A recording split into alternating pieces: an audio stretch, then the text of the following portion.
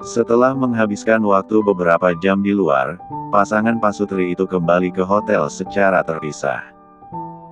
Aina masuk lebih dulu, selang setengah jam setelahnya Arhan masuk ke dalam hotel.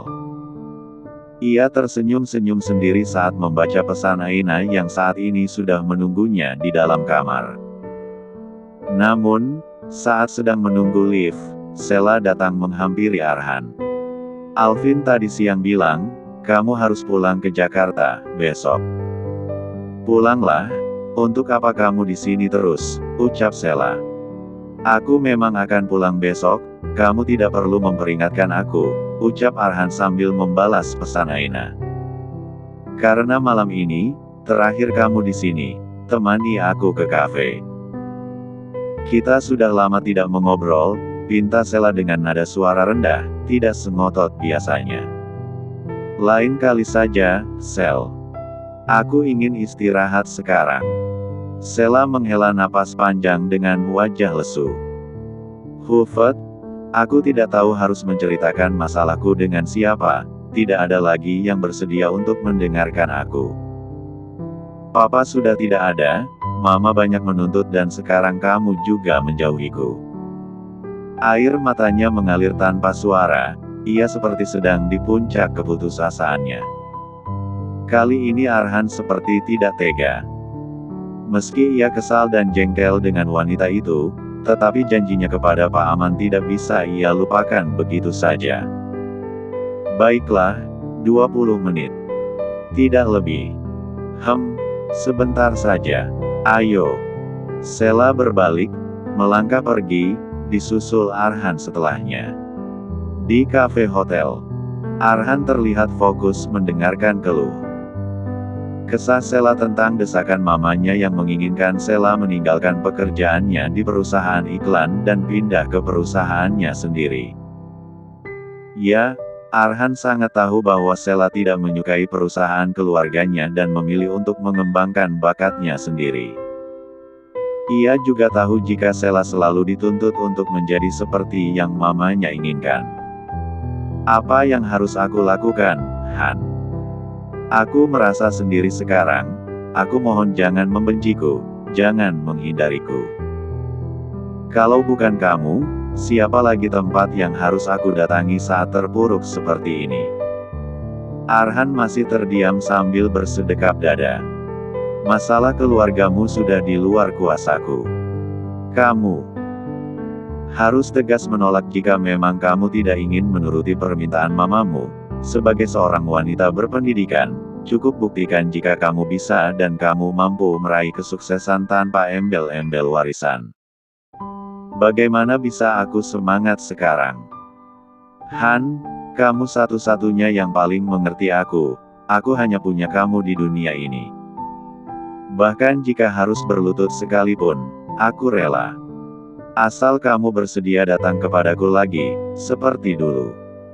Aku akan menunggu kamu sampai kamu bosan kepada Aina.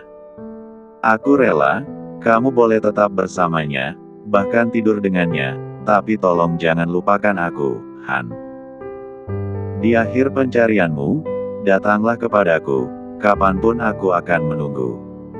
Saat perbincangan sudah di luar konteks, Arhan akhirnya berdiri dari posisi duduknya. "Sudah 20 menit. Aku sudah merasa cukup mendengar dan cukup memberikan saran. Apapun yang ingin kamu korbankan, tidak akan merubah perasaanku, paham?"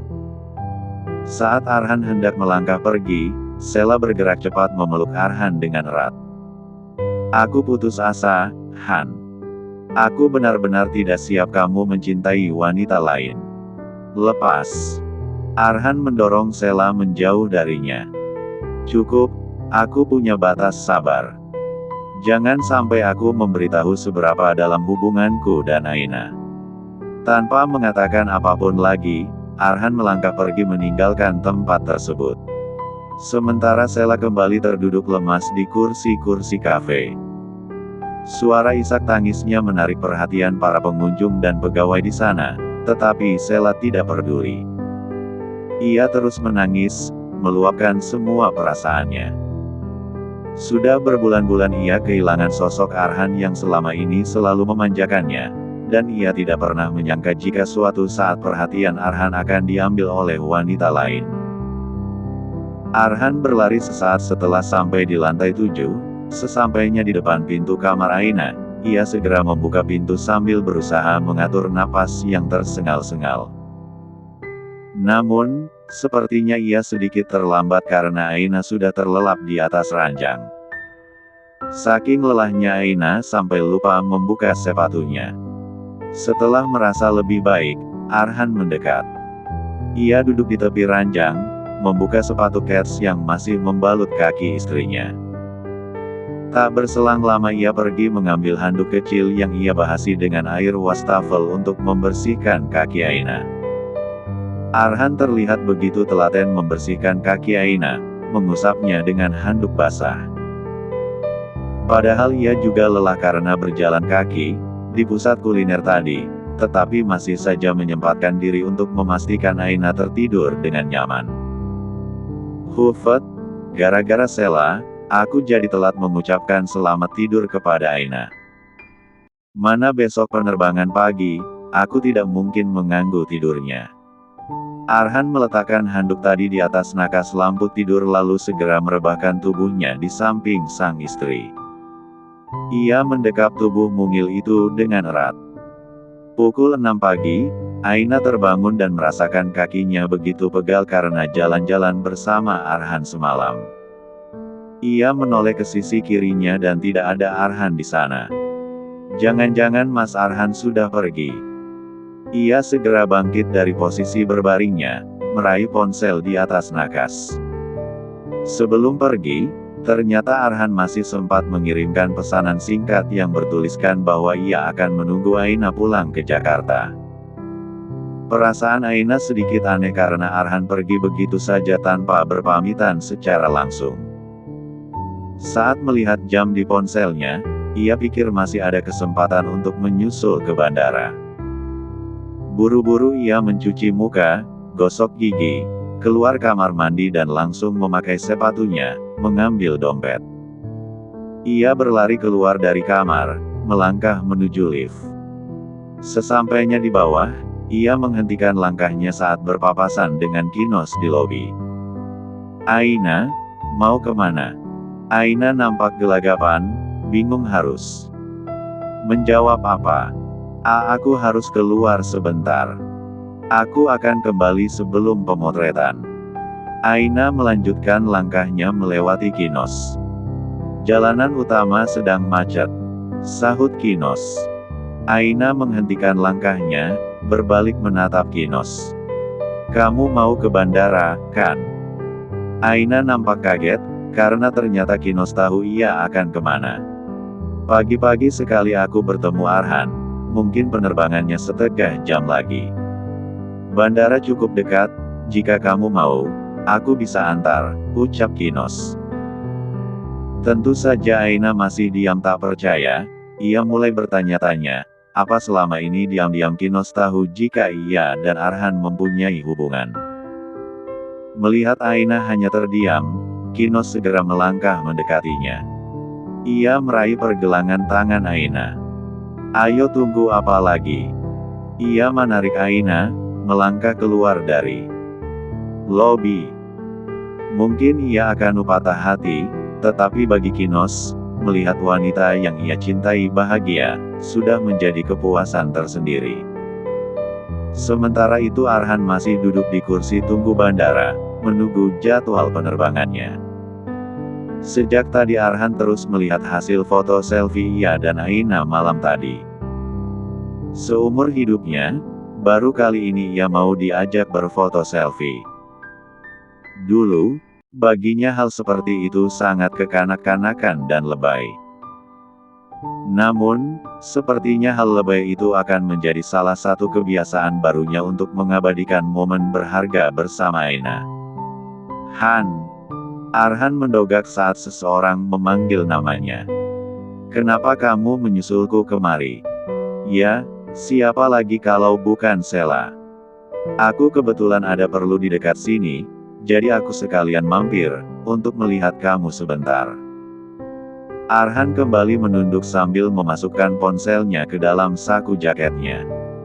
Jika kamu datang hanya untuk membujukku, hentikan. Aku tidak akan berubah pikiran, apalagi membagi hati untuk wanita lain. Sheila tertunduk sambil mengepalkan kedua tangannya. Aku tidak tahu harus berbuat apa lagi. Terserah kau saja.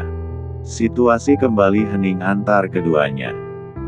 Hingga terdengar suara anounsmen bandara, yang mengumumkan bahwa pesawat first class yang ditumpangi Arhan segera berangkat.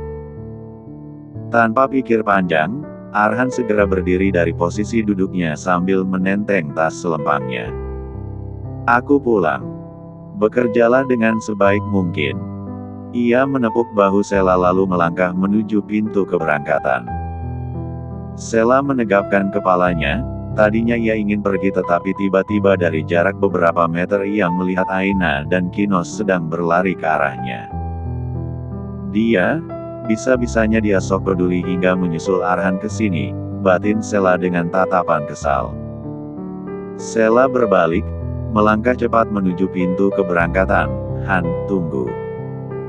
Ia menarik tangan Arhan dan langsung mendaratkan satu ciuman tepat di bibir pria itu. Tangannya melingkar erat, seolah tak memberikan ruang untuk melepaskan. Tepat di waktu yang sama, Aina dan Kinos hampir sampai, tetapi langkah mereka tiba-tiba terhenti. Dari kejauhan keduanya melihat sesuatu yang benar-benar sangat mengejutkan. Terutama Aina yang sudah pasti hancur melihat ini. Sekujur tubuhnya bergetar. Ia ingin berteriak tapi tidak bisa, ia ingin melangkah tapi kakinya seperti terkunci. Kinos pun tidak tinggal diam, ia tahu Aina pasti sangat sakit hati. Ia melepaskan jaketnya, menutupi kepala Aina dan langsung menarik wanita itu menjauh. Jangan dilihat lagi. Kita pulang saja. Apa-apaan kamu? Arhan mendorong tubuh Sheila hingga jatuh terduduk di lantai bandara. Han, sakit. Aku tidak percaya kamu melakukan hal senekat ini. Sheila segera berdiri dari posisi duduknya. Ia yakin Aina melihat semua kejadian itu tadi, dan ia sudah puas. Tanpa mengatakan apapun lagi, ia segera pergi meninggalkan tempat tersebut. Sementara Arhan dipanggil oleh petugas bandara agar segera masuk karena pesawat akan segera berangkat. Andai ia tahu jika istrinya melihat semua kejadian tadi. Of Aina. Konon katanya, saat wanita sudah memberikan hak suaminya secara penuh, maka sejak saat itu seluruh yang ada pada dirinya adalah milik suami. Baik hati, pikiran, waktu, perhatian. Namun, apa benar semua istri mempunyai porsi yang sama di hati suaminya? Abis manis sepah dibuang. Banyak wanita yang mengalami hal ini. Menurut survei, ada lebih dari 516.336 kasus perceraian di Indonesia dan itu terus bertambah 15% setiap tahunnya. Banyak faktor yang melandasi terjadi perceraian dan salah satunya adalah orang ketiga. 20 tahun yang lalu, sebelum aku terlahir ke dunia, ibu adalah seorang istri yang sangat dicintai oleh suaminya, wanita yang sangat disayangi oleh mertuanya. Namun, semua itu tidak bertahan lama ketika wanita idaman lain hadir, malapetaka tak terelakkan. Kata orang, ibu adalah wanita yang teluntas sejak aku masih dalam kandungan, hingga saat Pak Roni menikahi dan membawa ibu ke Gang Guci.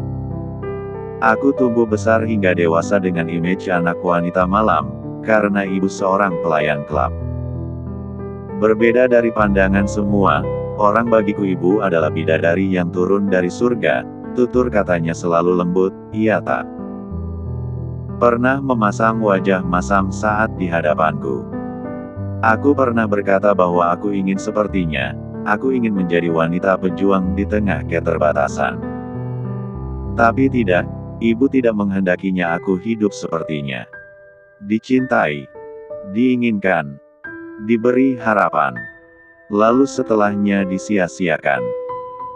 Dalam setiap nyanyian malamnya saat menidurkanku, ibu selalu berpesan, jika kelak aku menikah, carilah pria yang mengutamakan kebahagiaan istri dibandingkan dirinya sendiri. Hari-hari berlalu, dan aku ditakdirkan untuk menikahi pria angkuh, Arhan Adiaksa. Tak pernah hilang dari benakku bagaimana ia memperlakukan aku di awal pernikahan kami. Setiap kata-katanya tercatat jelas dalam benakku. Setiap ancaman-ancamannya kujadikan batu untuk membangun dinding pembatas di antara kami. Dia yang meminta aku membangun batas-batasan itu, tapi dia juga yang menghancurkannya. Kalung liontin kupu-kupu pemberiannya di pantai hari itu, menjadi awal kisah kami yang sebenarnya dimulai. Mas Arhan mulai menghujani aku dengan kasih sayangnya. Ya, meski terkadang sangat berlebihan. Beberapa waktu lalu aku dilaporkan ke polisi, lucu rasanya jika mengingat momen itu.